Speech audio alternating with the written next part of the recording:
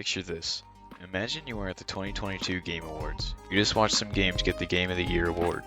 You even see a game that you've been waiting for years finally get announced. You think to yourself, this game showcase couldn't get any better. 5 minutes later, a random Transformers game gets announced under the name Transformers Reactivate.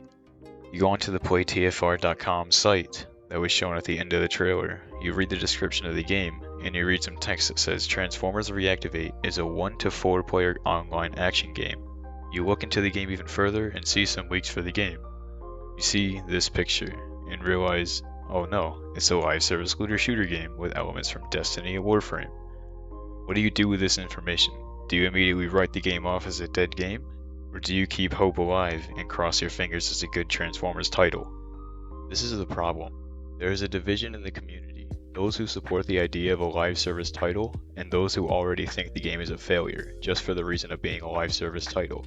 Who could blame the ones being skeptical of the idea? After multiple attempts of capturing the Destiny and Warframe magic of a live service looter game, none of them could ever defeat the live service curse. Anthem, dead. Outriders, dead. Gotham Knights, dead. Marvel's Avengers, dead, as well as Babylon's Fall being the most recent example of not being able to escape the live service curse. But I think you guys get the idea of how live service games have failed a lot, with even Destiny 2 wavering in player base numbers and reviews. Now let's analyze why Destiny and Warframe succeeded versus why Avengers and Anthem failed. Destiny 2 is known for its massive scale content and ambitious DLC expansions. They release raids as pieces of content that can take hours and hours to complete.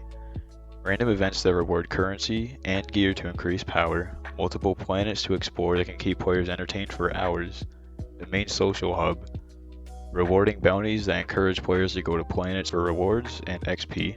They have season passes to keep players engaged for long periods of time and consistent monthly content drops.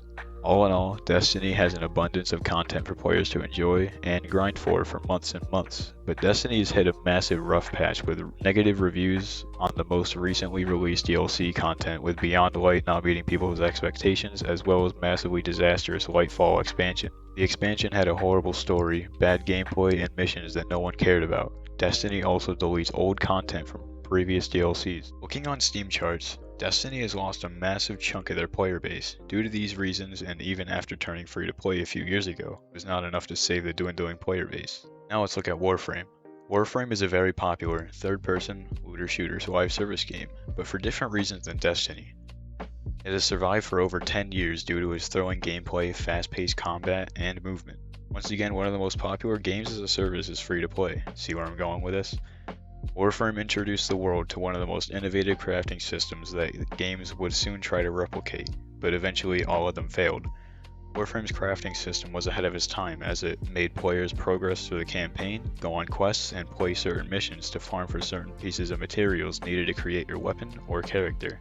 This organically made players hooked to the game, as Warframe made players farm for things they want. People would soon see a competitor called Destiny that rivaled the game, but ultimately both games would become the pinnacle of live service multiplayer action games. So many games have tried to capture the magic of them, even Transformers Reactivate aspires to become what they are. Let's take a look at a couple of the failed attempts at a multiplayer live service looter shooter game.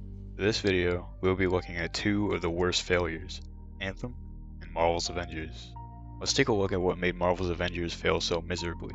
Marvel's Avengers promised so much and failed to deliver. The game wasn't even going to be a live service to begin with, but decided to add multiplayer aspects to the game close to launch. This would prove detrimental to the game's success, as the engine Avengers was built on was built for single-player gameplay. Forcing multiplayer on the engine proved to be a difficult challenge, with connectivity issues as well as bugs and glitch-filled gameplay. This even happened for Fallout 76, but I won't get into that game right now. Avengers did not plan to have multiplayer from launch. They had no content on launch. This made gameplay boring, as not only did they not have rewarding loot, they had no good content to play and it was lackluster at best. The game had massive untapped potential and could not make it successful due to the skeleton team they had left, with less than 30 devs working on the game. Take this from someone who has over 1k hours in the game. Avengers was doomed from the start, and Transformers Reactivate can learn a lot from its mistakes. A lot of the problems from Marvel's Avengers also happened in games like Anthem. Let's see what was wrong with Anthem. Once again, we have a game that promised too much. Anthem was going to be this massive online game that would steal the show for years to come. Anthem launched and ultimately suffered from a mediocre story, clunkiness and movement, stuffed with microtransactions because, you know, EA. The final nail in the coffin was the massive lack of content. You completed the story and you were basically done. The rewards were so bad, no compelling side stories, no noteworthy content. The game was just a mess. I love Anthem, but man, it was disastrous. Let Anthem be a reminder to TFR that good gameplay and good graphics will not save your game from death. Transformers Reactivate can not only learn from Destiny's successes, but also its failures. TFR can learn a lot from looking at what made games like Avengers fail and improve on concepts used in Avengers and Anthem. Now let's look at what Transformers Reactivate is cooking. Reactivate is launching strong, being free to play and learning from past games' mistakes of launching on a $60 or $70 game. This will increase the natural player base of the game tremendously, as players that don't want to spend money on the game don't have to pay anything. Destiny and Avengers both missed this mark on launch.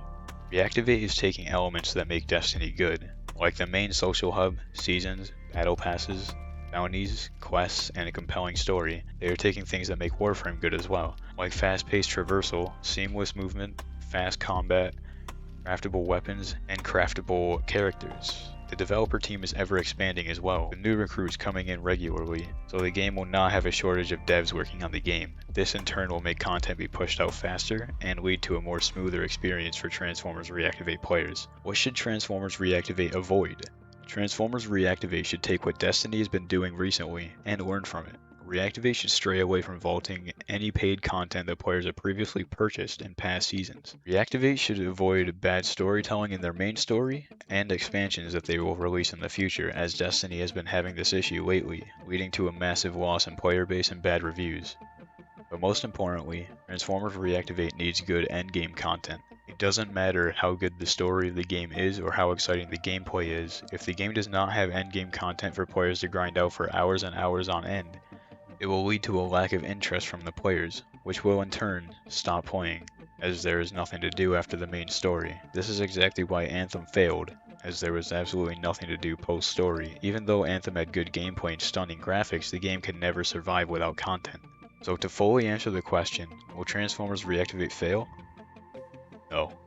I personally do not think the game will fail at all, as they have so much going for them with a stable dev team size, passionate developers that love what they are working on, elements from previous live service titles that have succeeded in the past, and hopefully will learn from previous live service games' mistakes. They will hopefully deliver the Transformers game of our dreams. Not to mention, the game is being powered by Unreal Engine 5 with great multiplayer capabilities, stunning graphics, amazingly fluid traversal and easy to use interface, which will make the experience for developers even smoother.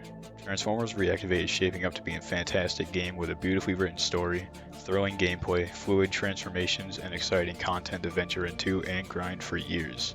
It's been TFReaper, see y'all boys later.